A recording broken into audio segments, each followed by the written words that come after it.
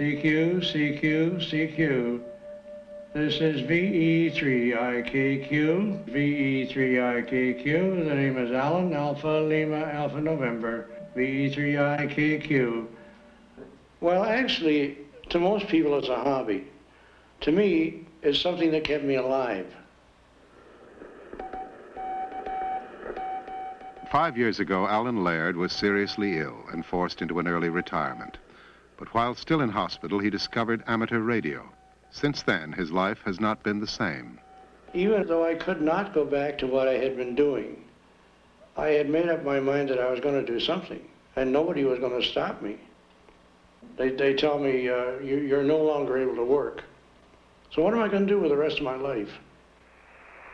So therefore, my antenna is directed in the east-west direction. So we'll pass it back to you in Canada for your comment, Allan. Over.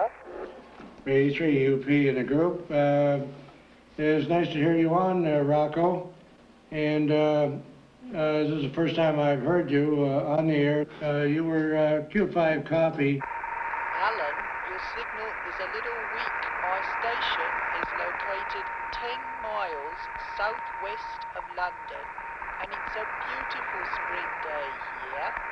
I imagine it's still winter. Strange noises from a little room in the basement. Allan Laird now lives in Legion Village, a retirement home in the outskirts of Toronto for the veterans of 2 wars. It's a comfortable enough place, modern architecture and good food. But many of the old are cut off here, cut off from their families and isolated from the surrounding community.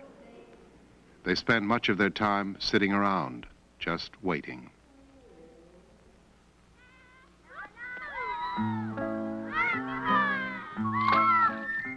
Allan Laird has found a way of breaking out.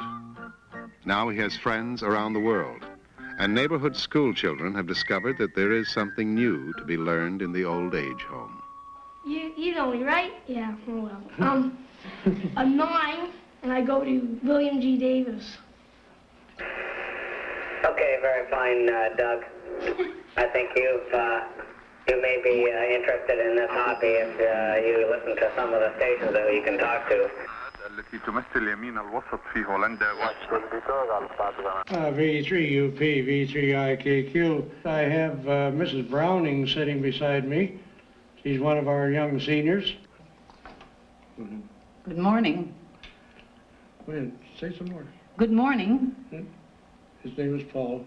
Paul. I'm Mrs. Browning. And are you from Guelph? No there, Mrs. Browning, honey. Your lovely voice is reaching me down here in sunny South Carolina. A charming voice you have too, Mrs. Browning. Hey, we're going to have to go on a date when I come up visiting.